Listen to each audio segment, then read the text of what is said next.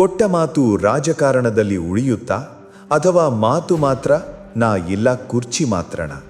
ಇದೀಗ ಕರ್ನಾಟಕ ರಾಜಕಾರಣದಲ್ಲಿ ಮತ್ತೆ ಗರಿಗೆದಲಿಗೆ ಕೊಟ್ಟ ಮಾತು ಕುರ್ಚಿ ರಾಜಕೀಯ.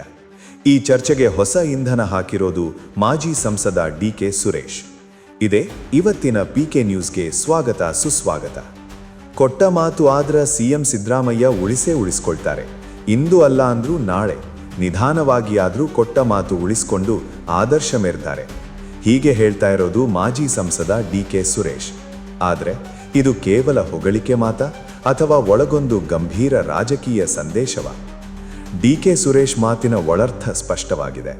ಡಿ.ಕೆ. ಶಿವಕುಮಾರ್ ಸಿಎಂ ಆಗ್ತಾರೆ, ಸಿದ್ದರಾಮಯ್ಯ ಕುರ್ಚಿ ಬಿಟ್ಕೊಡ್ತಾರೆ ಅನ್ನೋದು ಈ ಹೇಳಿಕೆಯ ಮರ್ಮ ಕೂಡ. ಒಮ್ಮೆ ಅಲ್ಲ, ಎರಡೇ ಸಲ ಅಲ್ಲ, ಪದೇ ಪದೇ ಇದೇ ಮಾತನ್ನ ಹೇಳ್ತಾ ಸಿಎಂ ಸಿದ್ದರಾಮಯ್ಯ ಕಡೆಗೆ ಕೊಟ್ಟ ಮಾತಿನ ಬಾಣ ಹಾರಿಸ್ತಾ ಇದ್ದಾರೆ ಡಿ.ಕೆ. ಸುರೇಶ್. ಇದೇ ಮಾತು ಈಗ ರಾಜಕೀಯ ವಲಯದಲ್ಲಿ ಭಾರೀ ಚರ್ಚೆಗೆ ಕಾರಣವಾಗಿದೆ. ಸಿದ್ದರಾಮಯ್ಯ ಸಿಎಂ ಆಗಿ ಅಧಿಕಾರ ಸ್ವೀಕರಿಸಿ 2.5 ವರ್ಷಗಳೇ ಕಳೆದಿವೆ. ಒಂದು ವೇಳೆ ಪವರ್ ಶೇರಿಂಗ್ ಒಪ್ಪಂದ ಮೊದಲೇ ಆಗಿದ್ರೆ ಈಗಾಗಲೇ ಸಿಎಂ ಕುರ್ಚಿಯಲ್ಲಿ ಡಿಸಿಎಂ ಡಿ.ಕೆ. ಶಿವಕುಮಾರ್ ಕೂತಿರಬೇಕಿತ್ತು. ಆದರೆ ಅಂಥದ್ದೇನೂ ಆಗಿಲ್ಲ. ಅದಕ್ಕೆ ರಾಜಕೀಯ ವಲಯದಲ್ಲಿ ಪವರ್ ಶೇರಿಂಗ್ ಒಪ್ಪಂದ ಇದ್ದೇ ಇರಲಿಲ್ವಾ ಅನ್ನೋ ಡೌಟ್ ಶುರುವಾಗಿದೆ. ಆದರೆ ಡಿ.ಕೆ. ಬಣ ಮಾತ್ರ ಬಿಡಲ್ಲ. ಮತ್ತೆ ಕೊಟ್ಟ ಮಾತನ್ನ ಜ್ಞಾಪಿಸೋದು, ಸಿಎಂ ಹುದ್ದೆಯ ಚರ್ಚೆ ಎಬ್ಬಿಸೋದು, ಕುರ್ಚಿ ಬದಲಾವಣೆ ಬಗ್ಗೆ ಸುಳಿವು ಬಿಡೋದು, ಇವೆಲ್ಲವೂ ಡಿ.ಕೆ. ಶಿವಕುಮಾರ್ ಸಿಎಂ ಆಗೋಕೆ ರೆಡಿ ಅನ್ನೋ ಸಂದೇಶವೇ ಅನ್ನೋ ಸುಳಿವನ್ನ ಕೊಟ್ಟಿದೆ. ಕಾಲವೇ ಎಲ್ಲಕ್ಕೂ ಉತ್ತರ ಕೊಡುತ್ತೆ, ನಾವೇನು ಮಾತಾಡಿದ್ದೀವೋ ನಮಗೆ ಗೊತ್ತಿದೆ ಅನ್ನೋದು ಡಿ.ಕೆ.ಶಿ ಮಾತು. ಇದು ಕೂಡ ಈಗ ಚರ್ಚೆಗೆ ಇನ್ನಷ್ಟು ಬೆಂಕಿ ಹಚ್ಚಿದೆ. ಇದರ ಜೊತೆಗೆ ಸಿಎಂ ಸಿದ್ದರಾಮಯ್ಯಗೆ ಮತ್ತೊಂದು ತಲೆನೋವು ಗಂಡಾಂತರವಾಗಿದೆ. ಅದೇ ಕೆಎಂಎಫ್ ರಾಜಕೀಯ ಬಾಣ. ಕೆಎಂಎಫ್ ಅಧ್ಯಕ್ಷ ಸ್ಥಾನಕ್ಕಾಗಿ ಡಿ.ಕೆ. ಬ್ರದರ್ಸ್ ಕಸರತ್ತು ಆರಂಭ ಆಗಿರೋದು. ಇದಕ್ಕಾಗಿ ಡಿ.ಕೆ. ಸುರೇಶ್ ದೆಹಲಿಗೆ ತೆರಳಿದ್ದಾರೆ.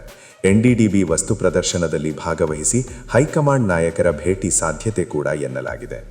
ಇನ್ನೊಂದೆಡೆ ಸಿಎಂ ಬಣದಿಂದ ರಾಘವೇಂದ್ರ ಹಿಟ್ನಾಳ್ಗೆ ಬೆಂಬಲ.